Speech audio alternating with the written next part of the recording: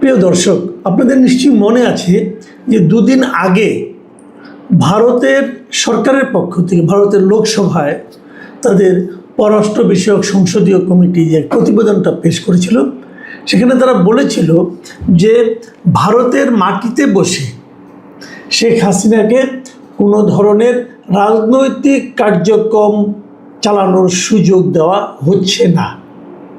মানে হবে না বলে নাই, বলছি হচ্ছে না, মানে তখন থেকে হচ্ছে না, আগে থেকেও হয়নি, কখনোই হচ্ছে না। তো তখন প্রশ্ন উঠেছিল যে যদি দেওয়াই না হবে তাহলে উনি কিভাবে বিভিন্ন ইন্টারন্যাশনাল মিডিয়াকে সাক্ষাৎকার দিচ্ছেন এবং সেই সাক্ষাৎকারে উনি ওনার পরবর্তী পদক্ষেপ সম্পর্কে বলছেন। তো এই প্রশ্ন নিয়ে কিন্তু দুই ধরনের কথা আছে। এক ধরনের কথা হলো উনি সাক্ষাৎকারে ওনার অবস্থা উনি বর্ণনা করতেই পারেন, সেটা তো আর রাজনীতির পার্ট না। রাজনীতির পার্ট হলো কীভাবে উনি দেশ দখল করবেন না কী করবেন এগুলো। আবার অন্যভাবে একটা ব্যাখ্যা হয় যে তার মতো ব্যক্তি যে কথাটাই বলেন সেটাই আসলে একটা রাজনৈতিক ইঙ্গিত অথবা রাজনৈতিক একটা পদক্ষেপ। এটা নিয়ে দুই রকম বিরোধ থাকতেই পারে, কিন্তু যখন নাকি এই কথাটা বলা হলো তখন অতীতের বিষয় নিয়ে নানা রকম আলোচনা হলেও একটা কথা কিন্তু মানুষ ভেবেছিল যে তাহলে আমরা ভবিষ্যতে হয়তো এ ধরনের আর কোনো রকম কর্মকাণ্ড দেখব না। কিন্তু বাস্তব হলো সম্পূর্ণ উল্টা। কিভাবে? যে আজকে ভারতেরই একাধিক মিডিয়াতে, ইন্ডিয়া টুডে, দ্য হিন্দু, এরকম সকল মিডিয়াতে একটা খবর বেরিয়েছে। সেই খবরটা হলো যে উনি আগামী 5 তারিখে, মানে ডে আফটার টুমোরো, পরশু দিন, উনি প্রথমবারের মতো ভিডিওতে আসবেন। মানে একটা অনুষ্ঠান হবে, সেই অনুষ্ঠানে উনি আগামী 5 তারিখে সন্ধ্যা 6টা থেকে 7:30 পর্যন্ত নয়াদিল্লির মাথুরা রোডে অবস্থিত স্যার মার্ক টালি অডিটোরিয়ামে একটা অনুষ্ঠানের আয়োজন করা হয়েছে। এই অনুষ্ঠানটার আয়োজন করেছে foreign correspondent club of south Asia, মানে FCC সাউথ এশিয়া। এখানে একটা ভার্চুয়াল অনুষ্ঠান হবে। সেই অনুষ্ঠানে ফিজিক্যালি অনেকে থাকবেন, যেমন আবার সাবেক যিনি শিক্ষামন্ত্রী ছিলেন নওফেল সাহেব, উনি থাকবেন, আরও অনেক সাংবাদিকরা থাকবেন। সেখানে শেখ হাসিনা যুক্ত হবেন ভার্চুয়ালি, মানে ভিডিওতে ওনাকে দেখা যাবে এবং উনি ওখানে ভিডিওতে কথা বলবেন। উনি যেখানে আছেন সেখান থেকে উনি সেখানে যুক্ত হবেন এবং সেখানে আরও যারা অংশ নেবেন তাদের মধ্যে শেখ হাসিনার পুত্র সজীব ওয়াজেদ জয় আছেন, আগে বলেছি শিক্ষামন্ত্রী মহিবুল হাসান চৌধুরী নওফেল আছেন, এবং ওখানে একটা কিছু বিদেশি বাংলাদেশি আর কি বিদেশি মিডিয়াতে যারা জব করেন সেরকম কিছু লোক থাকবেন। বাংলাদেশ হিউম্যান রাইটস ওয়াচের মহাসচিব মোহাম্মদ আলী সিদ্দিক, এরা থাকবেন। এবং এখানে আরও অনেকের নাম আছে, যেমন সাবেক কূটনীতিক নিরাপত্তা বিশ্লেষক আমিনুল হক পলাশ, রাজনীতি ও সন্ত্রাস বিরোধী বিশ্লেষক আবু ওবায়দা আরিন, হ্যাঁ, এবং এই বাংলাদেশ হিউম্যান রাইটস ওয়াচের USA-র পরিচালক শাহ মোহাম্মদ বখতিয়ার, এরা থাকবেন। তবে যে নামটা আমার কাছে খুব ইন্টারেস্টিং মনে হয়েছে সেটা হলো যে সাবেক ক্রিকেটার, আওয়ামী লীগ আমলের শেষ সংসদের সংসদ সদস্য মিস্টার সাকিব আল হাসান, তিনিও এখানে থাকবেন এই অনুষ্ঠানে। তো এগুলো অনেকটাই মানে আন্তর্জাতিক মিডিয়া, ভারতের মিডিয়া, আমাদের বাংলাদেশের মিডিয়া, সব জায়গায় কিন্তু একটা কৌতূহল সৃষ্টি করেছে যে প্রথমবারের মতো উনি ওনার ছবি মানুষ দেখতে পাচ্ছে, উনি প্রকাশ্যে আসছেন। ভার্চুয়ালি হতে পারে, ভিডিওর মাধ্যমে হতে পারে, কিন্তু ওনার চেহারাটা দেখা যাবে এবং ওই চেহারা দেখিয়ে ভিডিওরভাবে উনি কিছু কথাবার্তা বলবেন। উনি কি বলবেন কি না বলবেন এটা নিয়ে মানুষের মধ্যে একটা কৌতূহল তৈরি হতেই পারে, এই কারণে যে উনি কিন্তু বেশ কিছুদিন আগে ঘোষণা দিয়েছিলেন যে উনি এই বছরের ডিসেম্বরের মধ্যে দেশে ফিরবেন। একা নয়, দলের শীর্ষ পর্যায়ের নেতাদের নিয়ে উনি দেশে ফিরবেন। এখন প্রশ্ন হচ্ছে যে এটা নিয়ে আমরা আগে আলোচনা করেছি যে উনি কীভাবে ফিরবেন, ফিরলে কী হবে, কি হতে পারে, সরকার কি ভূমিকা নেবে, এখানে অন্য যারা আছেন বিভিন্ন রাজনৈতিক দল তারা এটাকে কীভাবে নেবেন। এরই মধ্যে অনেককে দেখলাম বেশ মানে অহংকার করে বলছিলেন শেখ হাসিনা জীবনে দেশে ফিরতে পারবেন না, ওনার লাশও দেশে ফিরবে না। আমি নিজেও একসময় মনে করতাম যে উনি হয়তো আর দেশে ফিরবেন না, ফিরতে পারবেন না। কিন্তু এখন অবস্থা দৃষ্টিতে মনে হচ্ছে যেন সব কিছুই চেঞ্জ হয়ে যাচ্ছে।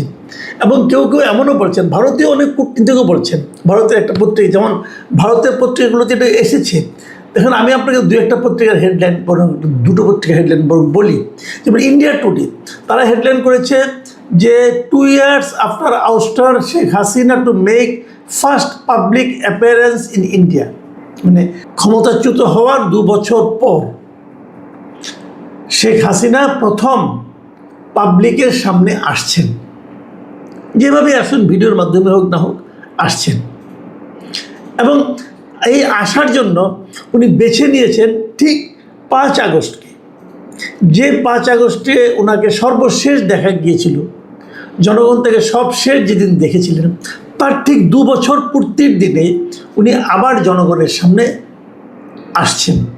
এখন এই 5 আগস্টকে বেছে নেওয়া, এটাও কি কোনো ইঙ্গিতপূর্ণ বিষয় কিনা এটা আমি বলতে পারবো না, কিন্তু এটা নিয়ে কিন্তু আলোচনা চলতেই পারে যে হোয়াই 5 আগস্ট, এটা অন্য দিনও তো হতে পারতো, তাও হয়নি, একদম 5 তারিখে হয়েছে। কাজে এখানে হয়তো উনি কী বলবেন না বলবেন এটা নিয়ে তো অন্যরকম আলাপ আলোচনা চলবে। হয়তো উনি বলবেন ওনার রাজনৈতিক ভবিষ্যৎ, উনি হয়তো বলবেন উনি পরবর্তী পদক্ষেপ কী হবে, অনেক কিছু বলবেন। তো এটা নিয়ে আলোচনা হচ্ছে। কিন্তু ইন্টারেস্টিং একটা হেডলাইন আমি দেখলাম, ভারতের খুব বিখ্যাত একটা পত্রিকা দ্য হিন্দু, ওনারা যে শিরোনামটা করেছেন সেটা আপনারা শুনুন। ওনারা শিরোনাম করেছেন যে Sheikh Hasina to hold pressure on August 5, a month before Tarique Rahman's expected visit. মানে তারেক রহমান ব্রিক্স সম্মেলনে কিন্তু যাওয়ার জন্য তাকে আমন্ত্রণ জানানো হয়েছে। যদি উনি সেখানে যান, সেটা হবে সেপ্টেম্বরে। মানে উনি যাচ্ছেন তাহলে যখন তার 1 মাস আগে হাসিনার এই যে বাইরে বেরিয়ে আসাটা, এটা তারেক রহমানের সরকারের উপর এক ধরনের প্রেশার তৈরি করতে পারে। এবং দ্য হিন্দুর এই রিপোর্টটা লিখেছেন কল্লোল ভট্টাচার্য, আমি রিপোর্টটা পড়লাম। এখানে উনি বেশ কিছুগুলি কথা বলেছেন। উনি যে কথাগুলি বলেছেন তার মধ্যে আমি 2-1টা কথা আপনাদেরকে বলি। উনি বলার চেষ্টা করেছেন, যে একজন এক্সপার্টের বক্তব্য দিয়ে উনি বলার চেষ্টা করেছেন যে এই যে হাসিনা ঘোষণা করেছেন যে উনি বাংলাদেশে ফিরে যেতে চান, যাবেন, এই জিনিসটা ভারতকে, বিশেষ করে ভারতীয় গভর্নমেন্ট এবং ভারত এদেরকে এক ধরনের স্বস্তি দিচ্ছে।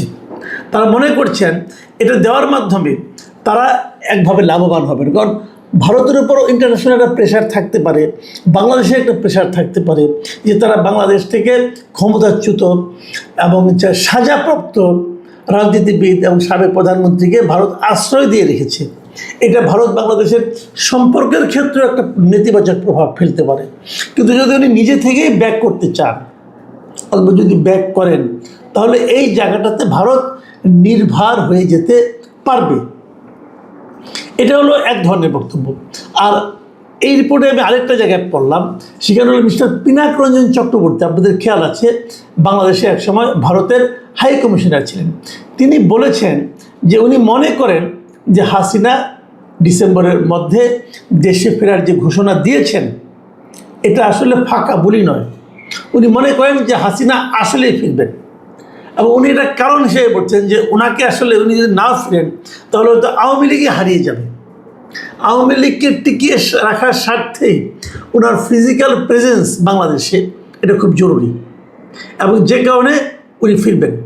এবং উনি আরেকটা কথা বলেছেন যে তার অ্যাগেনস্ট, তার বিরুদ্ধে কোনো ধরনের লিগ্যাল যদি প্রসিডিওর গ্রহণ করা হয়, লিগ্যাল কোনো রকম ব্যবস্থা নেওয়া হয় যাতে নাকি ফিজিক্যালি ওনার কোনো শারীরিকভাবে ওনার কোনো ক্ষতি হতে পারে, সেই বিষয়টা নিয়েও কিন্তু ওনাকে চিন্তা করতে হবে, তারপর ওনাকে ফিরতে হবে।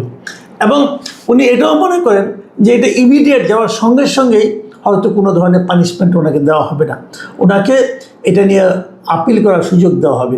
এবং এক্ষেত্রে ভারতও কোনো ভূমিকা রাখতে পারে কি না এটা নিয়েও কিন্তু উনি এক ধরনের একটা সম্ভাবনার কথা বলেছেন। মানে ওনার বক্তব্য হলো যে এটা আমি অবাক হব না যদি ভারত এখানে কোনো একটা ভূমিকা রাখে, এবং ভারত যদি এই বিষয়টি নিয়ে বাংলাদেশের সঙ্গে আলোচনা করে এবং ওনার নিরাপত্তার ব্যাপারটা এনশিওর করতে চায়।